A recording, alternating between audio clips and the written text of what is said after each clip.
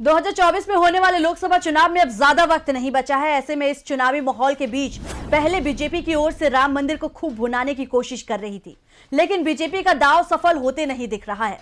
ऐसे में मोदी सरकार ऐसा फैसला लेने वाली है जिससे चुनाव में ध्रुवीकरण कराने में बीजेपी को मदद मिल सके।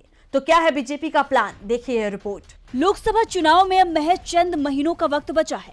चुनाव को लेकर बीजेपी, कांग्रेस समेत तमाम दलों ने तैयारियां तेज कर दी हैं।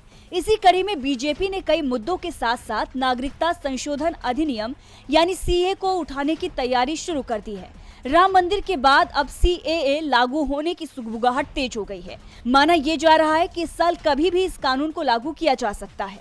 गृह मंत्री अमित शाह ने भी बंगाल की धरती से 2 बार इस कानून को लागू करने की बात कर दी है। सीएए के लिए नियमों का नोटिफिकेशन लोकसभा चुनाव के ऐलान से काफी पहले ही जारी कर दिए जाएंगे। अब स्वाभाविक है कि सीएए लागू हुआ तो ये लोकसभा चुनाव का बड़ा मुद्दा बनेगा।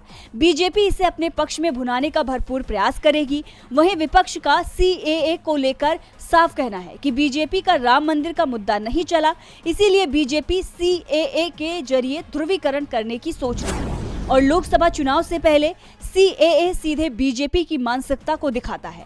अब आपको बता दें कि गृह मंत्रालय की तरफ से नियम तैयार होने की बात कहे जाने पर सीपीआईएम प्रमुख सीताराम येचुरी ने बयान दिया और कहा कि अब बिल्कुल साफ हो चुका है कि इस कानून को लागू किए जाने का मकसद पूरी तरह राजनीतिक है।